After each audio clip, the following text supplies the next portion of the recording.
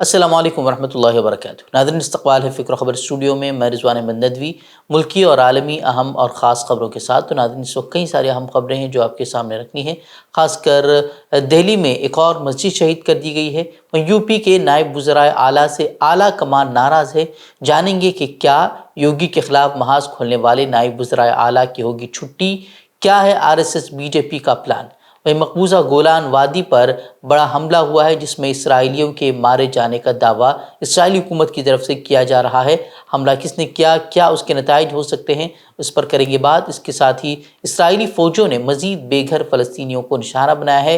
ये और इसके साथ और भी अहम खबरें हैं। तो तमाम खबरों के लिए देखते रहिए खबरनामा। खबरों की तफसीलात से कबल एक गुजारिश आपसे कि अगर चैनल को आपने सब्सक्राइब नहीं किया है तो सब्सक्राइब करें, वीडियो को लाइक और शेयर करें और कमेंट बॉक्स में अपनी राय ज़रूर रखें। तो नाज़रीन, बढ़ते हैं खबरों की तफसीलात की तरफ। लोकसभा इलेक्शन के बाद उत्तर प्रदेश में सियासी हलचल ख़त्म होने का नाम नहीं ले रही। बीजेपी आला कमान के अलावा RSS ने भी इसको ख़त्म करने की कई बार कोशिशें की, लेकिन वो कामयाब नहीं हो सके। अब खबरें हैं कि दिल्ली में वज़ीर आला योगी आदित्यनाथ बीजेपी और RSS आला कमान के साथ 2 रोज़ा मीटिंग में शामिल होंगे। मीटिंग में उत्तर प्रदेश के दोनों नायब वज़ीर आला केशव प्रसाद मौर्य और ब्रजेश पाठक, रियासती सदर भूपेंद्र चौधरी और दूसरे आला ओहदेदारों के भी शामिल होने का इम्कान है। पार्टी ज़राए के मुताबिक मीटिंग से कबल ही बीजेपी आला कमान ने उत्तर प्रदेश में सियासी हलचल पैदा करने के जिम्मेदार दोनों नायब वज़ीर आला के तरीक़ेकार और बयानबाजी पर नाराज़गी ज़ाहिर की है। मीटिंग से कबल अब ये बात मौज़ूए बहस है कि दोनों नायब वज़ीर आला को हटाकर उनकी जगह पर दलित, पसमानदा और खातून के अलावा ब्राह्मण समाज के लीडर को डिप्टी वज़ीर आला बनाया जा सकता है। इसी दरमियान बीजेपी के रियासती सदर भूपेंद्र चौधरी ने वज़ीर आला योगी की कुर्सी को किसी तरह के खतरे से साफ तौर पर इनकार किया है। और कि यूपी में योगी आदित्यनाथ के मुकाबले में केशव प्रसाद मौर्य महाज कायम करते हुए नजर आ रहे हैं। वो इस सिलसिले में सरगर्म तो हैं, लेकिन उन्होंने बज़ात खुद उसकी तरदीद की। उन्होंने हाल ही में दिल्ली का दौरा भी किया था, जिस पर अखिलेश यादव ने कहा था कि केशव प्रसाद मौर्य दिल्ली का मोहराब बन चुके हैं। गजा में इसराइल अपनी शैतानत से बाज नहीं आ रहा। महफूज करार दिए गए और इलाके को खाली करने का हुक्म देने के फ़ौरन बाद उस पर हमला किया गया है, जिसमें मज़ीद कई पनाहगुज़ीन शहीद हो गए। गजा वाक़ई एक स्कूल पर इसराइल ने एयर स्ट्राइक किया है, जिसमें 30 फ़लस्तीनी जाँ बहक हो गए हैं और 100 से ज़ायद ज़ख्मी हैं। ये जानकारी फ़लस्तीन में मौजूद तिब्बी अफसरान ने दी है। इस ताल्लुक़ से इसराइली फ़ौज का दावा है कि उसने हमास कमांड सेंटर पर हमला किया था। जिन लोगों पर हमला हुआ है उनमें से बेशतर नकल मकानी कर यहाँ पहुँचे थे। हमले के बाद स्कूल अहाते में हर तरफ खून ही खून था। इस हमले का जवाब पेश करने के लिए इसराइली फ़ौज ने एक बयान जारी किया, जिसमें कहा गया है कि स्कूल का इस्तेमाल फ़ौजियों के ख़िलाफ़ हमला करने और असलहा रखने की शक्ल में किया जा रहा था। इसराइली फ़ौज ने मुतलक़ किया कि हमले से कबल वहाँ के शहरियों को आगाह कर दिया गया था और इन शहादतों के लिए इसराइली फ़ौज ने उल्टे हमास को ही कसूरवार ठहराया। हालांकि हमास ने इसराइली इल्ज़ामात को सिरे से खारिज किया है और कहा है कि ये सिर्फ महज इल्ज़ामात हैं और ये सिर्फ बहाने हैं। वो इसराइली मकबूजा गोलान की पहाड़ियों पर रॉकेट हमले में 10 इसराइली हलाक और 20 ज़ख्मी हुए। सहयूनी और लिबनानी मुसल्लह ग्रुपों के दरमियान कई महीनों से जारी लड़ाई के दौरान ये अब तक का सबसे बड़ा हमला बताया जा रहा है, जिस पर इसराइल की जानिब से शदीद रद्दअमल आने का इम्कान भी है। इसराइली फ़ौज का दावा है कि हलाक शुदगान में ज़्यादातर बच्चे शामिल हैं, जिनकी उम्र 10 से 20 साल के अंदर है। ज़ख्मियों में कई अफराद की हालत तशवीशनाक बताई जा रही है। वहीं इसराइली फ़ौज ने हिज़्बुल्लाह पर हमले में मुलव्वस होने का इल्ज़ाम आयद किया है, ताहम लिबनानी ग्रुप ने इसकी तरदीद की है। इस हमले के बाद इसराइली फ़ौज ने लिबनान में हिज़्बुल्लाह के हथियारों के डिपो और इंफ्रास्ट्रक्चर को निशाना बनाया है और मज़ीद हमले की वो धमकी भी दी है। वहीं हमास ने मज़ीद एक वीडियो जारी की है, जिसमें उसके जवान इसराइली फ़ौजियों पर घात लगाकर हमला कर रहे हैं। इस हमले में कई बख्तरबंद गाड़ियों और एक फ़ौजी तैयारे को निशाना बनाने के मनाजिर भी दिखाए गए।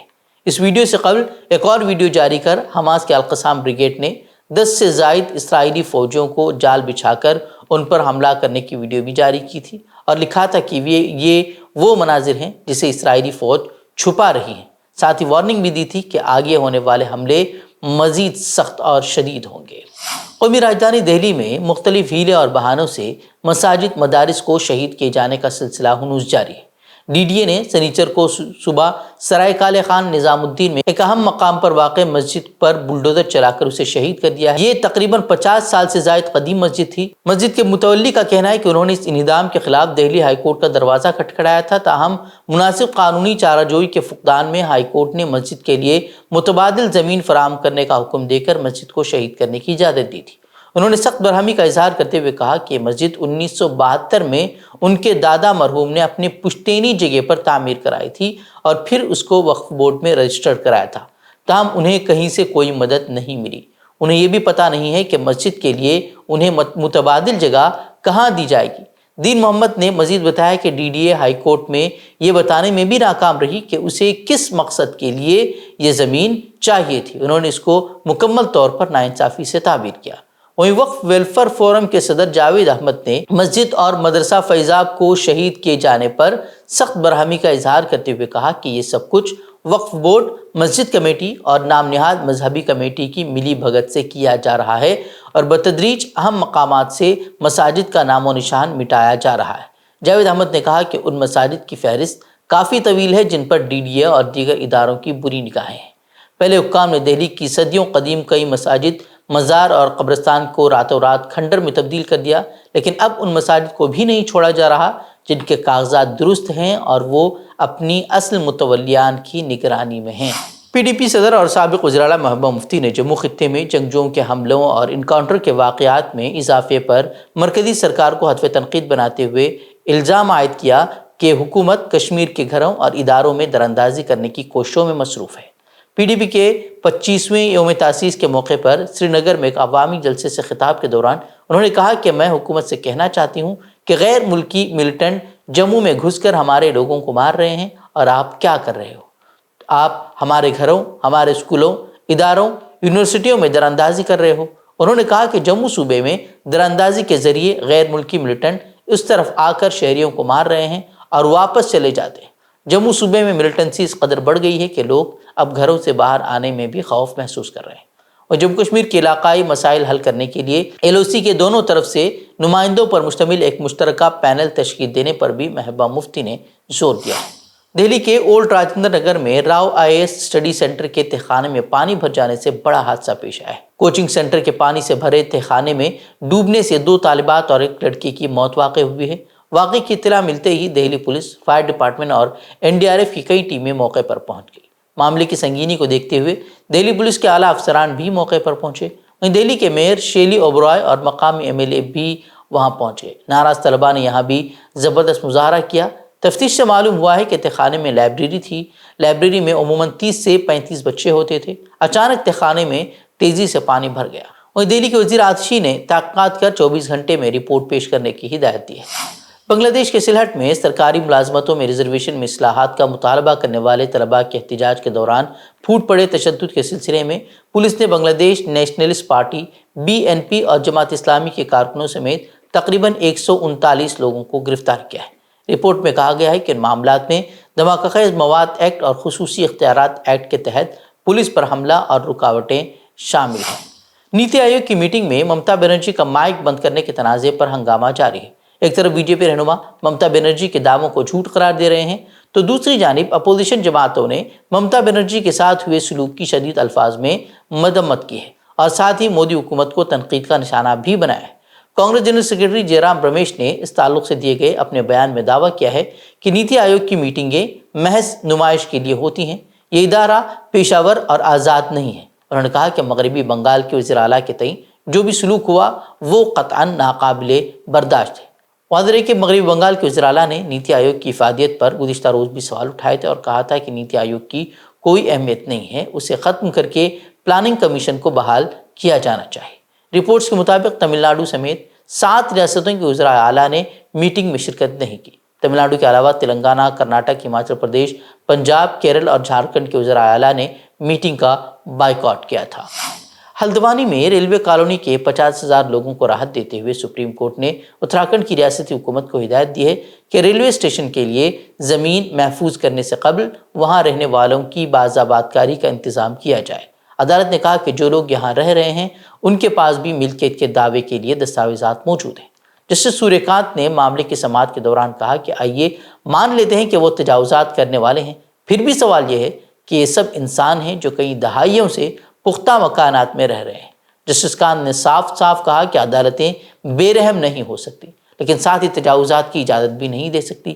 سماعت کے دوران بینچ کو بتایا گیا کہ تقریباً 30 ہیکٹر سرکاری اراضی پر قبضہ کیا گیا ہے اور وہاں تقریباً 4365 مکانات اور 50,000 سے زائد مکین ہیں۔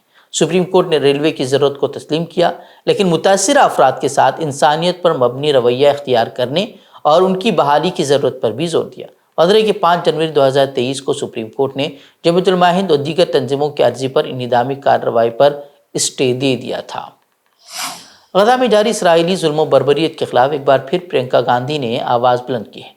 پرینکا گاندھی نے اپنے ایکس ہینڈل پر غزہ میں جاری ظلم و بربریت کو ناقابل قبول اور نسل کشی کے طور پر بیان کرتے ہوئے دنیا کی ہر حکومت سے غزہ میں اسرائیل کے جاری فوجی حملے کی مذمت کرنے کا مطالبہ کیا۔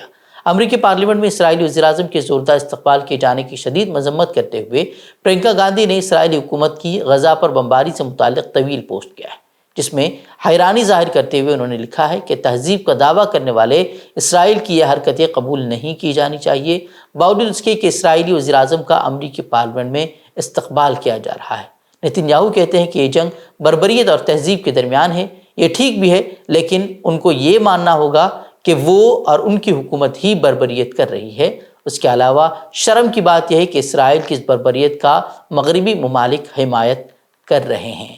تو ناظرین، خبریں مزید خبروں کے لیے آپ ہماری ویب سائٹ www.fikrkhabar.com پر ضرور کر سکتے ہیں۔ ویڈیوز کے لیے ہمارے یوٹیوب چینل کو سبسکرائب کریں۔ تو ناظرین، السلام علیکم ورحمۃ اللہ وبرکاتہ۔